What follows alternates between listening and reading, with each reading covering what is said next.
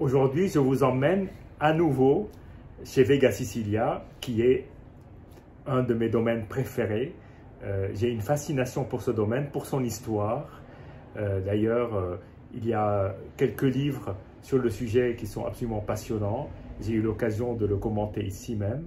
Et aujourd'hui, nous retournons sur les Vega Sicilia Unico, qui est la grande réserve du domaine, millésimée, on pense depuis le début du siècle, donc du XXe siècle, probablement 1912, mais plus sûrement 1915.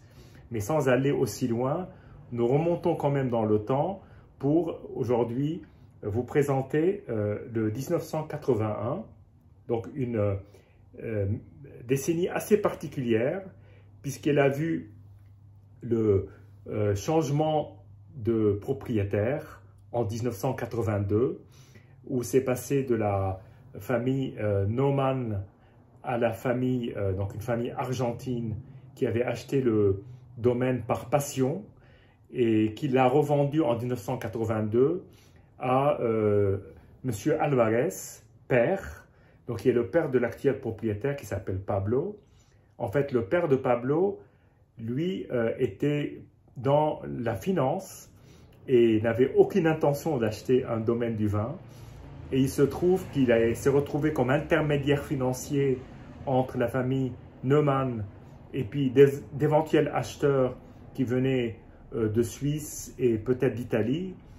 Et au moment où il a regardé le dossier, il s'est dit, tiens, ça a l'air intéressant, il n'avait jamais dégusté les vins. Et il a donc décidé de s'enquérir pour pouvoir acheter le domaine. Et il se trouve qu'au moment où il était en discussion avancée, sa femme a acheté une bouteille de Vega Sicilia pour goûter. Et il a trouvé le vin très bon, et tant mieux, parce que finalement la vente s'est conclue. Et en 1982, donc un an avant ce millésime-là, a été vendangé par les anciens propriétaires et ensuite vieilli, mis en bouteille par la famille Alvarez. Donc c'est un vin entre deux. Alors sur la décennie 1980, il y a eu des Unico pratiquement tous les ans, parce qu'il faut savoir que c'est la grande réserve, donc elle ne se fait pas tous les ans, elle se fait en général presque 8 années sur 10, ça dépend des décennies. Là, en l'occurrence, il n'y a pas eu de 84, il n'y a pas eu non plus de 88. Tout est passé dans le Valbuena ou dans les Valbuena.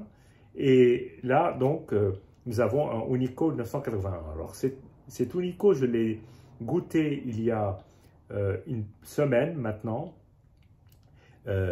Et effectivement, il avait quelques défauts, en particulier au niveau du nez, qui n'était pas net. Et je me suis dit, je vais oublier ce vin. Et donc je l'ai rebouché, je l'ai mis dans mon armoire à vin et je l'ai conservé avec un relatif bon niveau. Donc on va voir ce que ça donne.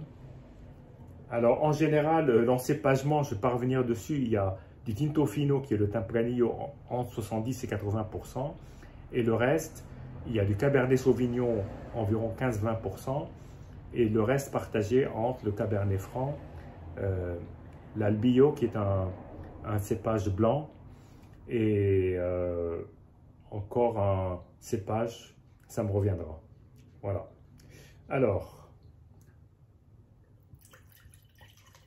déjà, ce qui est assez étonnant pour un vin de cet âge-là, donc qui a 40 ans et plus, c'est la couleur qui est absolument magnifique, parce que c'est une belle couleur encore jeune, avec évidemment un pourtour évolué.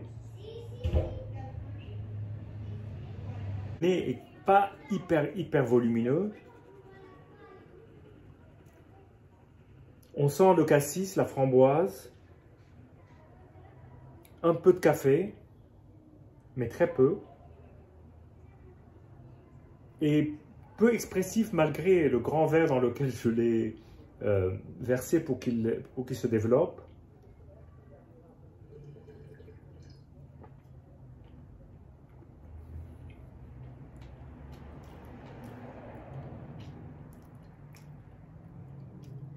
Alors, là, on est face à un vin qui a beaucoup de dimensions, dans le sens que il y a à la fois un côté très vigoureux, très jeune, et un côté un peu éthéré, comme si l'alcool s'échappait du vin pendant que je le dégustais.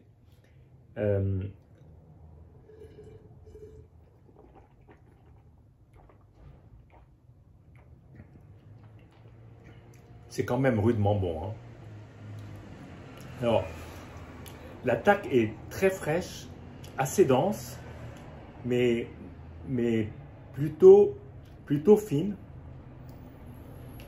Et ensuite, il y a quand même une sacrée masse de tanins pour un vin qui a 40 ans. Les tanins sont encore assez présents. Ils peuvent encore fondre davantage, mais ce sont de beaux tanins.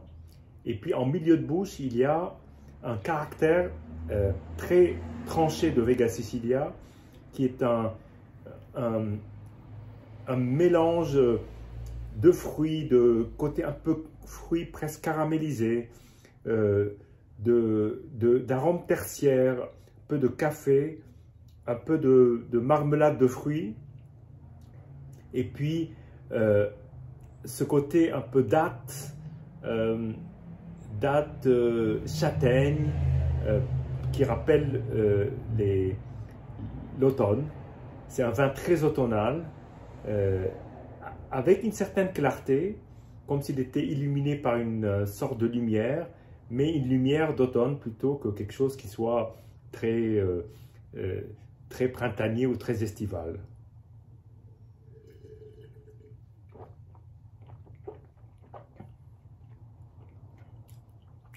Il y a surtout une texture en bouche qui est vraiment superbe, une assez belle acidité, un côté qui tend vers le gourmand très légèrement chocolaté, et puis une belle amplitude et une superbe fin de bouche.